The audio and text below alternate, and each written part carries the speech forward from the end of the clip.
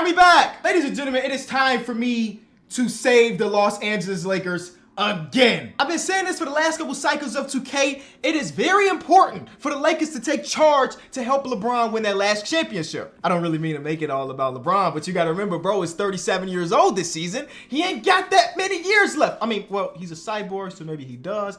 They need to go in and make the necessary adjustments. So Rob Pelinka, if you're watching this video, this is what I would do to help y'all become contenders right now and win a championship this year. Whether you're a Lakers fan, a 2K fan, a fan of this channel, we can all leave a like on this video. We can all subscribe to this channel and enjoy the video. Today's video is sponsored by GLD. GLD is in the business of making high-end jewelry affordable for everyone to complete your look. Made with real gold that's built to last. The manufacturing process and attention to detail is the best in the game, and that's why they offer a lifetime warranty on all purchases. So that means if there's anything wrong with your jewelry, GLD has you covered. They've collaborated with Activision, Marvel. Y'all gonna like this. What about the NFL?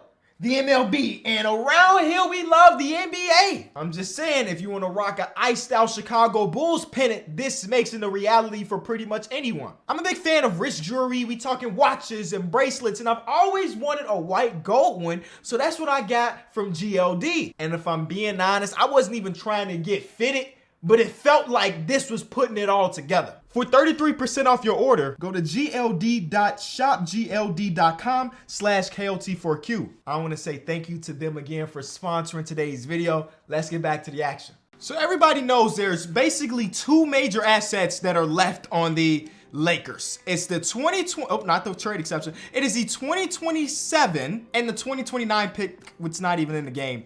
They don't even own these picks in real life, 2K. What the heck is happening? 2026, the Lakers outright own the 2026 picks, but they cannot trade it yet because they will not know if they own the 2025 pick. So 2K has it in here, but in reality, whatever trades we end up doing, we cannot trade this one until we figure out what the heck is going on with this one. It just gets extremely complex, and 2K don't really like that. All we know in real life is that we have 2027 and 2029, but 2K said we can't go as far as 2029, so how the heck do we make the trades that we want to do? I don't really know. The next thing we have is the Russell Westbrook contract. Now, I know we got pictures and videos of Patrick Beverley and Russell Westbrook dapping up. It seemed like they squashed their beef and all. I don't believe it. I don't believe it. I think the Lakers are still actively trying to trade away Russell Westbrook, but they're trying to figure out what exactly that value is. If I looked at this roster, I would say we are not a contender. But like I mentioned, Bron is 37 years old. We don't have that many years left. Now, he did decide an extension was a W for Laker Nation, but reality is he will retire soon, and we don't know if he's going to be at this peak. So my job as a GM is to get him into championship contention and make sure that he don't miss the playoffs again, because basically, that has happened a couple times since he's been with the Lakers. 2 playoff misses and then 1 first-round exit to the Suns, if I'm not mistaken. They did get the ring, which is a dub. I ain't one of those people that think that ring is less valuable because it was in the bubble. That's not me. So they got a ring, but they want more jewelry. AD, we need you to step up. All right, so we have to figure out the Russell Westbrook trade. And there's a couple realistic ones out there, and maybe some that aren't super realistic, but I'm interested in. Basically, the Russell Westbrook trade is going to be a salary dump to a team that doesn't necessarily need him. So, like, the Utah Jazz is going to come up a bunch. They just made a trade to give them Patrick Beverley, but we have pieces here, and like Mike Conley, and like a Bogdanovich, and contractually, this makes sense right here, but obviously, we'd have to throw them 2027, and we also have to throw them 2029, which ain't even in the game, so I don't know how we're going to do that yet. That's like option 1, or something similar to that. Just the Jazz in general, option 1. Option 2 is something that I personally have been thinking about quite a bit. We have to give them a player in this trade. We'll give you Jay Huff. I've been thinking about it like this.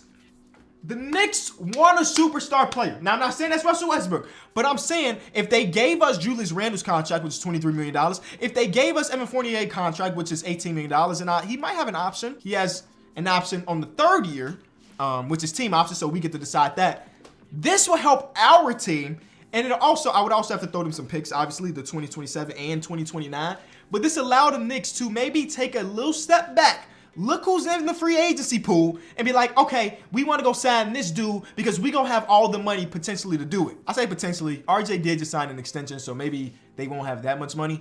But in the game, he ain't signed an extension just yet. That's all I'm saying. Option 3 is the Indiana Pacers. Something like not Tyrese Halliburton, Buddy Hield and Miles Turner. And this would allow Anthony Davis to slide over to the 4. And we got the much needed shooting that we would need on this roster. So these are like my major options in my opinion. I don't know which one exactly I want to go with. We also have Daniel Tice, who for a team that maybe doesn't have a ton of big man depth, Daniel Tice's contract kind of fits in a little bit. We'd have to, give them Jay Huff again, and then, I don't know, give them Damian Jones, who we just signed, so maybe that's unrealistic. But we get 3 quality rotational players for our team. That's option 3. Those are kind of it. Like, I think about the other teams around the league, and I just don't know what else is out there for a potential Russell Westbrook trade. Unless the Hornets want to give us Gordon Hayward. Because that's we'd have to get more because I forgot the contract. So Gordon Hayward and Kelly Oubre. I guess that could be something if they want to maximize their draft picks. We get a guy, Gordon Hayward, who could create for himself, and if he stay healthy, which is a big if, could be nice. But you also have Anthony Davis on the team, so maybe you don't want a big question mark, another question mark when it comes to health. But again, I'm looking at the other teams around the league. It's like we don't want to do this trade for John Isaac. I think they really like John Isaac over there. John Isaac, Terence Ross, that don't really make me excited. The prime one would have been the Kyrie Irving swap, but I'm just saying it's not gonna happen anymore. But the prime would have been the dope one. Reality is, if we trade for Miles, we might lose him in free agency this year. So if we don't win the championship this year, and he decides he wants to go to another team, we kind of just stuck with Buddy Hield and a bunch of nothing. We gave up two potentially super valuable first-round picks. Bogdanovich has the same situation, but I'm not too concerned about it at all, honestly. The only problem with trading for Mike Conley potentially is that our backcourt is going to be 6'1" and 6'1", and I don't really like that. Even though Patrick Beverley's a dog and he plays a lot bigger than 6'1", I don't really like the idea of having 2 super small point guards in my backcourt. This is why I don't do Trade Finder, by the way. This is why I don't do Trade Finder. This is why I don't do Trade Finder. Like, come on, man. Let's be real. Hey, for the Lakers, this trade will be amazing. This feels like every role that they need to be filled, but it don't make sense unless the Charlotte Hornets are like, we're going to hit the huge reset. Which I can't say is crazy. I can't say it's crazy, but I will say I'm not going to allow it to happen right now. So this is what I'm thinking, y'all. Let me walk you through our trade. Russell Westbrook and Jay Huff going to Indy. 2 first-round picks. Now, like I said, we cannot trade 2029 and 2K just yet. So I'm going to give them 2026 as a replacement pick, and then we going to swap them out once we're able to trade away 2029, okay? So that's it. We get back Miles Turner and Buddy Hield, 2 players that do not fit their potential timeline as they're trying to get younger and better. We also get Terence Ross in this trade. Because I'm looking at the Orlando Magic, looking at how young they are and how many like wings and guards they have. Like, Terence Ross being 31 years old kind of gets played out a little bit. So I'm hoping that they'll be willing to just like take a 2nd-round pick in exchange for Terence Ross. Let's see. 3-teamer. Okay. Well, interesting. What if I also threw another 2nd-round pick because 2K is weird like that? I'll give them my own 2nd-round pick to the Orlando Magic. They say no. What if I gave it to the Pacers? They also say no. Dang. I thought there was a world where that trade was going to happen. I think in the real world, that trade is maybe possible, but not now. I think that straight up, we might be able to do this trade like this. Like, we can do both trades individually is what I mean. Like Russell Westbrook, Jay Huff for these 2 dudes, especially if we throw in these picks. Now, these picks don't seem valuable in the game of 2K, but I'm telling you, these picks could potentially be valuable by 2027. How old is LeBron? With 2020, he 40-ish. They still say no. Oh, never mind. Okay, so that's dead. Indiana Pacers, they don't want a deal. I respect it. They want to go out there and try to compete. I can't be mad at them. So we will go to one of our other options. I'm going to try the Knicks one. I don't even know how well we'll fit with Julius Randle, Anthony Davis, and LeBron all on the same team. But I'm buying low on Julius Randle in the hopes that he can potentially get back to a good tier player. This is not a terrible contract for Julius Randle, but again, if the Knicks are trying to go out there and be buyers eventually, they gonna need that space. And Julius, welcome back to LA, man. We moved Pat Bev over to the official point guard right now, but we got LeBron, who is the guard. He's the lead guard. Okay, So now we got Pat Bev, Evan Fournier, Julius Randle at the 4, rocking the number 30. Great. And then our bench is still not very good. And that's why I want to make that secondary trade and try to get Terence Ross. I didn't think we were going to come into this video and do that trade out of all of them, but hey, it is what it is. Oh, you know what makes this a little bit more difficult? The contracts associated with these players. I'm going to try to do it. I think it only worked because it was one big old trade, right? Yeah, it only worked because it was one big trade. I just sold myself out of potentially getting another rotational player. Okay, that's not a big deal. I think the star lineup is really solid. We got shooting Evan Fournier, Patrick Beverley, gritty defensively. We got Braun. Julius Randle's going to have to step up and shooting the ball again. I mean, his previous season, he was a really good three-point shooter. Last season, not so much, and we're hoping that he's somewhere in the middle. If he could be a league average three-point shooter with Anthony Davis and LeBron James, he's going to be solid. And he can run some, small ball 5 in some lineups when AD is not on the court. I don't love the idea of Juan Toscano Anderson getting minutes on a team that's trying to win a championship. I'm being honest with you. So I got to figure out what that next potential trade might be. Maybe this team is good enough to wait until, the deadline to try to make that secondary trade to get the bench better. Steph Curry gave us the work. Patrick Beverley, what's going on? That's why we brought you here to guard those other point guards. We lost to the rival. You know what? It's going to take some time. Our team chemistry is 58. We made a trade the day before the season started. You know what I'm saying? It's going to take us some time to get it going. One thing I noticed in NBA 2K23, you can't change scoring options, right? How in previous years, I was like, I want LeBron, then I want Anthony Davis, then I want Julius Randle. You can't do that this year. You just got to let 2K play his course. And I mean, I know we're on a couple games in, but Julius Randle's a shooter. It's even worse than last season. We're going to have to hope that he figured that out. Yeah, man. Whew. I would rather have Miles Turner, if I'm being honest with y'all. But hey, they weren't interested. I can't force a trade, man. Even if it is 2K, I can't force the trade. There we go. Thank you, Braun. Braun is still going to be him. He's shooting 45% from 3. I actually need Anthony Davis to do more than play 21 minutes because he fouled out. 18 minutes per game is ridiculous. Now, what I did do in previous 2Ks is, there's no way Anthony Davis shot tendency should be lower than Julius Randle on my team. So since I can't tell them, I want Braun as the 1 option, I want Anthony Davis as the 2 option, I'm going to build it myself. So I'm telling him straight up, Anthony, you will take the second most shots on my team this year. And if you don't, you're in some big trouble. Because we didn't do all of that for you to, play third fiddle on a team, bro. This is supposed to be your team now. LeBron is 37. We're supposed to hand you the keys to the team and be like, hey, go to work. I mean, it's coming around slightly.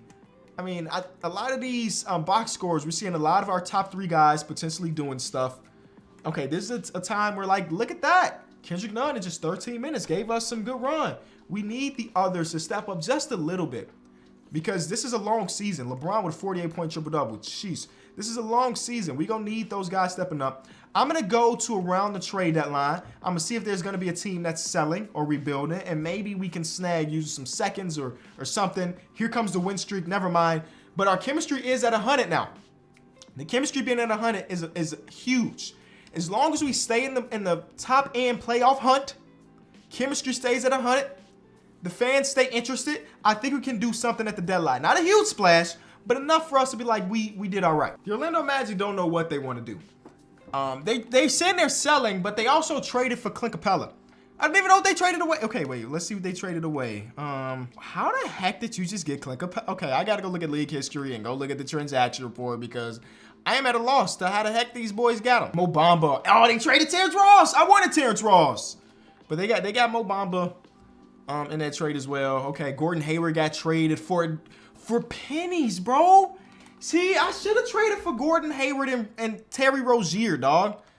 That's what I should have done. I should have just done it and stopped with the realism. Listen, I can't even talk about realism. I just traded for Julius Randle. I think that trade is a little bit more realistic than what I was going to potentially do. But still, I mean, Gordon Hayward, that is a really easy trade. The Mavericks must be nice. Yeah, the Mavericks having Gordon Hayward improves their team. Again, as long as he can stay healthy. How do we get better? Oh, we're supposed to be going to see who's selling or rebuilding and figure out if there are some veterans that are cheap because we don't have a lot of money to be thrown around. The vet on this team is Mo Harkless. Definitely not interested in that at a 74 overall. Indiana Pacers are another rebuilding team. I mean, we tried to make a deal with them earlier. They weren't really budging. But as a selling team, 3.4 million. Nah, that's not gonna happen. Taurean Prince on our team is like the best player off the bench. He's getting added to the list. The Raptors are selling. Otto Porter? I mean, if you can hoop and you're on the older side and on the one-year deal, I'm looking at you as a potential player. Daddy's young, maybe not so much. He's a 75 overall, making $8 million. Wow, the Timberwolves thing didn't work out, and now they're selling. Now, they don't really have anything. Kyle Anderson? If I could take Kyle Anderson, again, these are just players, bro, but they're good players. A lot of selling teams out here. Kuz. Can you imagine we get Kuz back? It's not going to happen, but that would be really solid. Gaff is on a one-year deal. I mean, a small contract deal right now. We don't need another center because we got Thomas Bryant, who also came from the Washington Wizards. But that would have been a nice player to have, potentially. Yeah, the Hornets are selling, bro. Dang, man. We could have got in on the fun if I was just a little bit earlier to the party. Kelly Oubre would help us. I mean, PJ Washington would help us as well. Kings. Oh, my God. Everybody's selling right now, and we're buyers. You know what I'm saying? We're buyers. Kevin Hurt is making 14. We don't have enough to make that match. We do have a Terence Davis potential at $4 million. I got to see what type of season you're having. He's averaging 13, only shooting 35% from three, though. We don't really need that. On our team, we need shooters. But a lot of teams selling, bro. A lot of teams selling. So we got a little short list here. Taurean Prince being the first one, another 35% three-point shooter. But I think he adds a little bit more, especially on the defensive side of the ball. Will be in a plus defender. Wait, the position average for a small force is an A- defense? That sounds like cap to me. Otto Porter, 0 badges. Don't forget he was a starting power forward in the finals this season. But he can't shoot anymore. I'm taking him off my list. Kyle Anderson, better three-point shooter than the last couple years. Still not a great three-point shooter, but I think he connects a lot of the gaps potentially on this team. What's the contract like? $8 million. I'm keeping him on the list. And Kelly Oubre at $12 million. I don't think we're going to have the money to make that work. Also, not an amazing three-point shooter this season, but 36%, we can work with that. And PJ Washington, dang, everybody's down from shooting the ball. All right, let's go try to make a deal. You know who's not down from shooting the ball? Evan Fournier. Evan Fournier is amazing. Now, Julius Randle, on the other hand, you know, maybe not so much. But his efficiency is back as far as overall field goal percentage is the All-Star year. The three-point shot and came back. But not a bad season for him at all.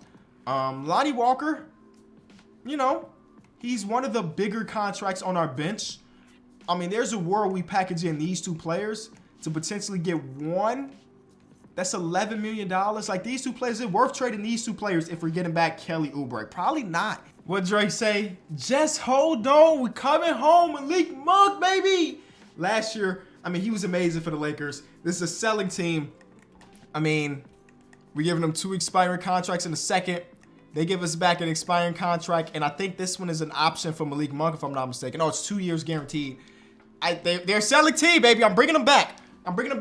And this is my game plan because we did give up our backup point guard. I'm making sure that LeBron's secondary position is point guard. Right now it's center. We need a backup one, and that's going to be LeBron right now. I'm hoping, without even looking, I could have done some research beforehand. I'm hoping that us releasing Trey Brown Jr., I'm sorry, you didn't get no PT for us. We're going to look into free agency in hopes that there's somebody that'll be willing to hoop. Kemba Walker, welcome to your second chance. Kemba's now that backup point guard. We do want to start Evan Fournier because he's been so good for us. I will feel bad with taking those opportunities away from him. So he's still going to start. But now we have a team that looks like this. Pat Bev, Evan Fournier, LeBron James, Julius Randle, who's on fire right now, Anthony Davis, Thomas Bryant off the bench with Malik Monk coming back to the team, Terence Davis, I was going to say back on the team for some reason, Austin Reeves and Kemba Walker back in the league. I like this. Now, we do struggle if we go against a big wing, but that's who we got Juan T in the reserves, and that's why we kept William Gabriel in the reserves as well. These guys don't have badges. They don't need them. Oh, well, that's not true. Workhorse for Juan T. That makes sense to me. So I'm loving what we did. We surrounded Bron with a bunch of people that can't shoot. Pat Bev, what you shooting on the season? I'm guessing it's not very high. 31%. It's not very great. But we got Evan Fournier, who's shooting 46% from three. Malik Monk shooting 38% from three this season. T. Davis, 35% from three. Austin Reeves, 36% from three. Kemba Walker has not played this season, but has always been, even in his bad year, has always been a good has been a good three-point shooter since 2015. All right, so this could potentially be our roster, man. Come on, we need to go out there. Bron is playing some very good basketball, right? Averaging a lot less than last year, but this is more Bron-esque. We don't need him to average 30 this season, which is great. Anthony Davis, a little bit less than normal, and Julius Randle. We got a well-rounded team, I believe. Luka does exactly what he does in every single video, win MVP. Jabari Smith-Jr. wins Rookie of the Year. Ben Simmons, 6'6", Defense Player of the Year goes to Mitch Robb. We get him away from Julius Randle and he blossoms defensively. I mean, he's already a good defender. Most improved goes to Trey Jones, Ime Udoka.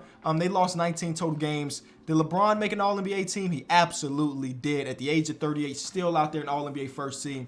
Anthony Davis, no AD. That's completely okay. All right. This is a good year. LeBron's all-defensive first team at 38 years old. That's elite. This is a good year. I really do believe that we can go ahead and do this thing. Now, we were the 2 seed.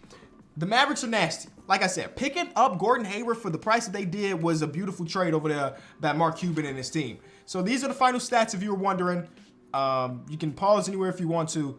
It looks solid. Evan Fournier, what you finished shooting from three? 43% is still elite. I think it was 46 beforehand. 43 will take that 100% of the time. Did anybody else become a better three-point shooter? T. Davis got his 35%ish, 32%. Okay, that was better than last time we checked. 36%, cool. I mean, you getting, yes, Kemba. Like, again, not a lot of volume, but Kemba resurgence. As the 7th to 9th man on your rotation, he can do that. Okay, all right. Here we go. Who we going against the first round? Who's the play-in team? It is the Minnesota Timberwolves. Wow, that's a really tough get for the first round of the playoffs. Hey, we got Patrick Beverley to get his revenge, though. That's what we're thinking about. Patrick Beverley getting his revenge. LeBron versus a young Anthony Edwards should be a fun matchup. And Julius Randle, Karl-Anthony Towns, weapon body should be cool. AD going against Rudy Gobert. So this actually is a really, really good matchup, I think. It's going to be a fun matchup. I'm saying as a spectator, not as the general manager of this team. As general manager of this team, I don't want to see this. Shout out to Julius Randle, by the way, for the huge game to prevent us from going down 0-2. 2-1 Lakers. 2-2, 3-2 Lakers. Come on, no game sevens. And we get out of there to go against the Pelicans. Okay. All right, I'm liking what we're seeing so far. All right, this is a really good team as well. They beat us when it comes to that guard play. The guard play is unmatched from the Pelicans. We get them at that small forward. He has been guarded by Herb Jones, though. Herb Jones is one of the best, but not in the game of 2K. I'm making a video about this on my channel, Kenny 2, if you want to check that out. The links is always in the description. Herb Jones' perimeter defense in the base version of himself is a 79. It's only a 79, y'all. For reference, his name is Austin Rivers. Austin Rivers, good defender. He turned into a good defender in his career. Herb Jones is killing them defensively. Killing them. You know what I'm saying? So all I'm saying is 2K's got to be better. Garrett Temple, who you taking defensively? You know, Rondo has a better perimeter defense. Shaq Harrison, okay, he kind of got paid because of his defense. But I think that Herb Jones should be in the 85-plus club when it comes to perimeter defense. So what do I know? Kawhi's number 1. Patrick Beverley's up there. He's playing up, though, because we're winning games and stuff. But hey, anyway. First game is a win for the LA Lakers. Beautiful. LeBron James with a triple-double. Anthony Davis with a double-double. Not the most efficient game from AD, but a win is a win. And we slowed down Zion Williamson, which is great for us. Game 2 is a Laker win as well. This time we do get the Anthony Davis performance. Anthony Davis is a great playoff performer, man. What can we really say? We lose a game, but that's okay. It's not okay when we lose 2, though. We take the home game. They take the home game. We are going to a game 7, and we're doing it at home in the, do I want to call it what it's called? In the crypto.com or no. We in the Staples. We're in the Staples Center with it. All right, so but since it is a game 7, Bron, we need you to play like it is a game 7. I know you're an old man and you're super tired, but you got to do what you got to do. Who else minutes should we adjust? Thomas Bryant is not bad right now, but I don't think we need a lot of minutes from Thomas Bryant. I'm gonna give those to Patrick Beverley for the defense and because we need more point guard play. That's what my mindset is going into this game 7. Good luck to the Pelicans. Oh, man. we're the team that needed the good luck because they came out guns blazing. But wait a minute, the second quarter, 40-19. Third quarter, 35-15. It's over with, ladies and gentlemen. We're advancing to the Western Conference Finals to go against the Memphis Grizzlies, who again look really, really good. You know, no 70s in that lineup. The bench is solid. Y'all know what this team look like. It's the real deal. They're really that nice. But we got more experience. Now, as a team that's made the playoffs a few times in their young careers together, but we got more experience. As the first win, Anthony Davis with 39, LeBron with 30, and Julius Randle with 27. My big three did their thing. Game 2 is also win. My big three came to play, plus Evan Fournier dropping a 20-piece. Yeah. Yeah, we're in the finals to go. Please give us Boston. We got the Boston LA Lakers final, baby. I mean, Jason Tatum averaged almost 40 on 59, 49 shooting in their conference finals. So he's on one right now. This team just won the Eastern Conference back-to-back seasons. I mean, and when it comes to starting lineups, there's not many in the game that's better than this one. Even us making those upgrades and big-time trades, we're not really on a crumb with them. But it's a game of basketball. Anything can happen in that. Game 1 is a Celtics win. Ooh. I mean, we got big games from our big two. The rest of the team did not show up. T. Davis shot 1 for 6, and the rest of the shooters didn't shoot. But we come back in game 2 and we win. It's huge. Double-doubles for our top 3 guys. Almost triple-doubles for all 3 of them. And we had our shooting. We had 18 made threes to their 6. You win that shooting battle, you win that series. The Lakers take the lead. And just like that, Anthony Davis is coming for that Finals MVP, Bron. Ron fouled out, but it didn't matter. Patrick Beverley ended up with 2 steals, 2 blocks. Love that. Come on, 3-1 series. 3-1 series. We don't mess those up around here. All right, we're going to try to simcast this one so we can potentially jump into it because I want to see the celebration. Again, I'm pretty sure I read that it's the same celebration as every single season, but I do want to at least see. I want to see it for myself, and it looks like, yeah, it looks like it's happening. We made the necessary adjustments, and we brought the Lakers back to the promised land, baby. And I mean, this is pure domination from this game. A 44-point win to close out the NBA Finals. I mean, the colors are vibrant here. Y'all see this? The colors are super vibrant. Who did it, though? LeBron with 44, 10, and 9. I want Bron to get this rebound if they shoot it. Shoot it, Jalen. Bron, we need that board for the triple-double. Oh, you stole his triple-double, Julius. You already had 18 rebounds at that point. Oh, man, he messed up LeBron's closeout game 5 triple-double, but it is what it is. Julius Randle was huge there. Why Thomas Bryant warm up different than everybody else's? Why do we have two-tone warm-ups on this organization? And why is T. Bryant getting so much praise? What did you do? We took your minutes away. We took a lot of your minutes away. I mean, celebrate for sure. You were part of the championship. But I don't know why he just got a 30-minute segment to himself. Celebration was mid as I expected. Very mid.